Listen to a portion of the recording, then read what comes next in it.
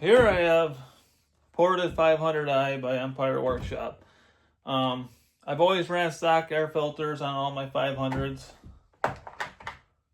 As you can see, that's a brand new one on here pretty much. And here I have the Maxflow Pro Series. I just wanted to do a little test and see if there's a power increase between the two. Right here it shows you how much more air that these allow in, which should give it more power. I guess we'll see. So I've never messed with foam filters. I've never had the need to. I think a lot of it probably depends on the scenario that you're in. Around here, it's mostly hardwood. You're not dealing with trees that have been on fire or anything like that, so you don't have all that black dust and stuff like that. I've seen very, very little fines being sucked in through these filters over the years. I've been running these since 2021. Right whenever they first hit the States, I got one. So it was either 2020 or 2021. I can't remember. I got this, and figured, why not do a video on it and see how this stacks up against the stock air filter. I'm not making this video saying that you should get this or stick with that. I'm only doing this video to see, are there any gains with this? Like I said, I don't have any issues with a stock air filter, so there's no reason for me to try this. But if I get power gains, and yeah, I'll run this. And another thing too, I want to try the same thing during the winter time from stock to one of these to see if the cold makes this worse or better. Usually the colder it gets, the thicker the oil gets, which means you'd think that the air would have a hard time getting through one of these. So we'll do a summer test and a winter test and see how it goes. Just a little special shout out for my buddy Steve from Sawdust and Sweat. He made me these really cool stands he gave to me here last week. And the old Pioneer fits up perfect. Run a 32-inch bar. Got the 32-inch bar on there. Just a regular full chisel chain. I sharpened it. And we're running a 7-pin sprocket on this. So, and the first test is with the stock air filter. Then we'll come in here, do the modification to get the Pro Kit on this saw, and we'll see how that works out. All right, the saw's been warmed up. Stock air filter. Let's see what it has.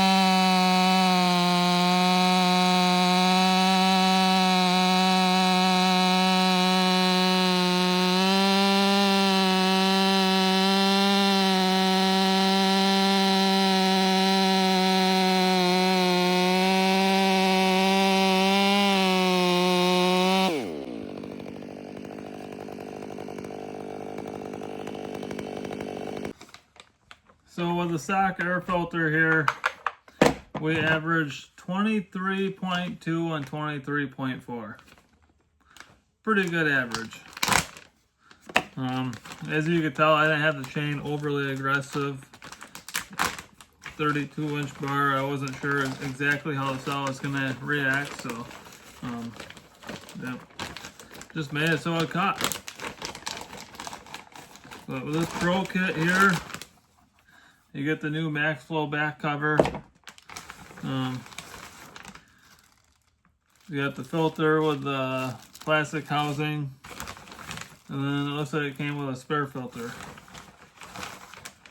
And then it comes with the instructions on what you gotta do to make it fit.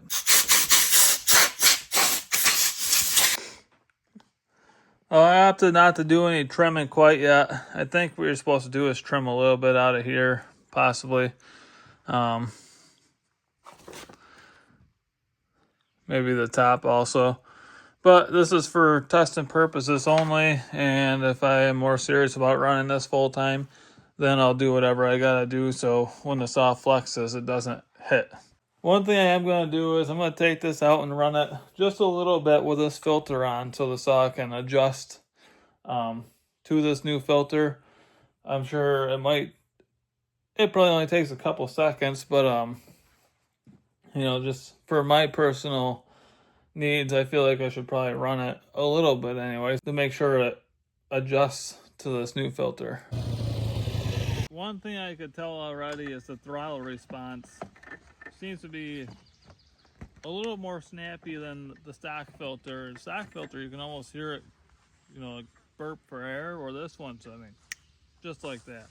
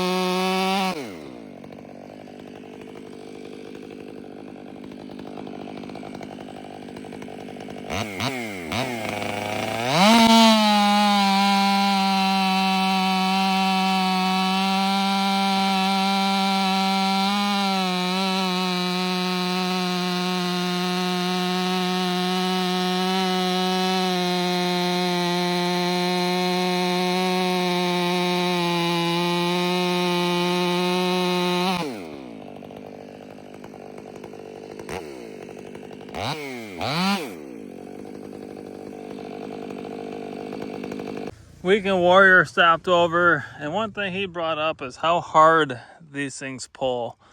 And I'm holding back on the saw to keep the dogs from digging in. You can see all the dog marks down to the wood. Now I understand the hype of the 500i.